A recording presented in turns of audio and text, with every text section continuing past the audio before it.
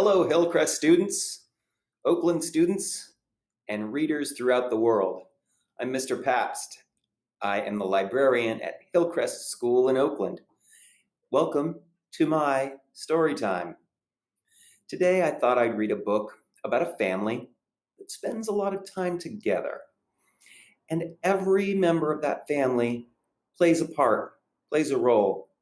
And sometimes the part a family member plays might be a little surprising. So come with me and let's read Frederick by Leo Lionni.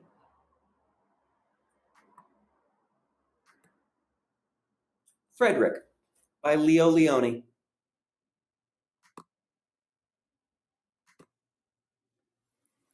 All along the meadow, where the cows grazed and the horses ran, there was an old stone wall. In that wall, not far from the barn and the granary, a chatty family of field mice had their home. But the farmers had moved away. The barn was abandoned, and the granary stood empty. And since winter was not far off, the little mice began to gather corn and nuts and wheat and straw.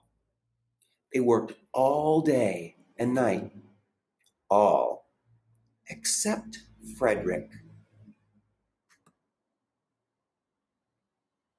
"Frederick, why don't you work?" they asked.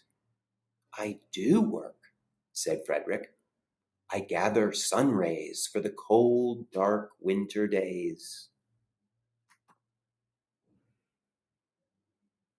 And when they saw Frederick sitting there, staring at the meadow, they said, "And now, Frederick?"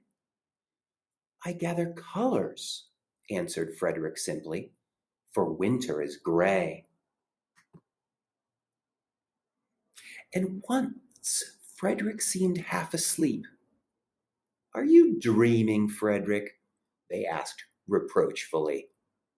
But Frederick said, "Oh no, I am gathering words, for the winter days are long and many, and we'll run out of things to say." The winter days came, and when the first snow fell, the 5 little field mice took to their hideout in the stones.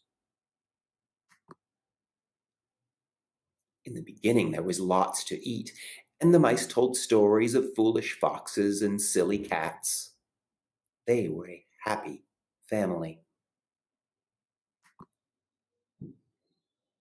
But little by little, they had nibbled up most of the nuts and berries. The straw was gone, and the corn was only a memory. It was cold in the wall, and no one felt like chatting. Then they remembered what Frederick had said about sun rays and colors and words. "What about your supplies, Frederick?" they asked.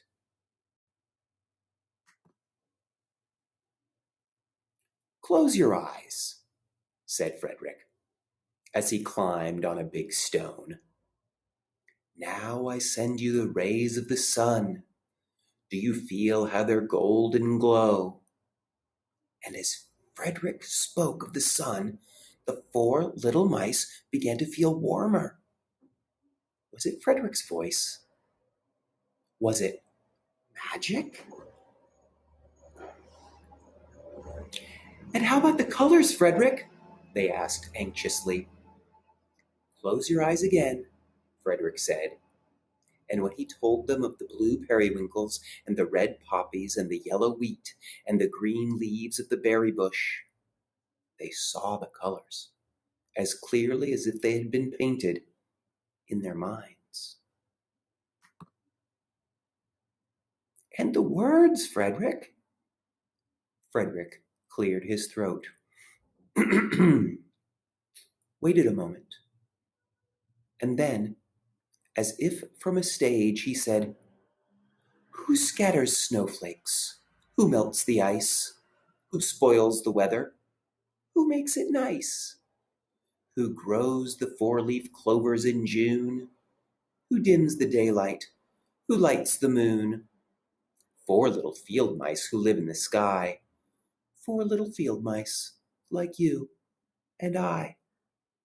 One is the spring mouse, who turns on the showers. Then comes the summer, who paints in the flowers. The fall mouse is next, with walnuts and wheat. Then winter is last, with little cold feet.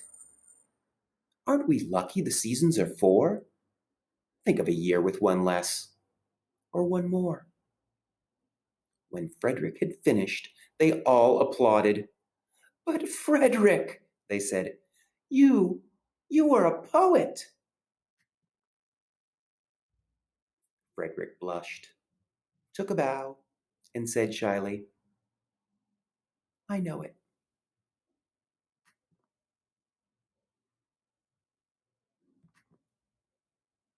Well, that was Frederick by Leo Lionni. Thank you so much for joining me for my story time today. I hope to see you again.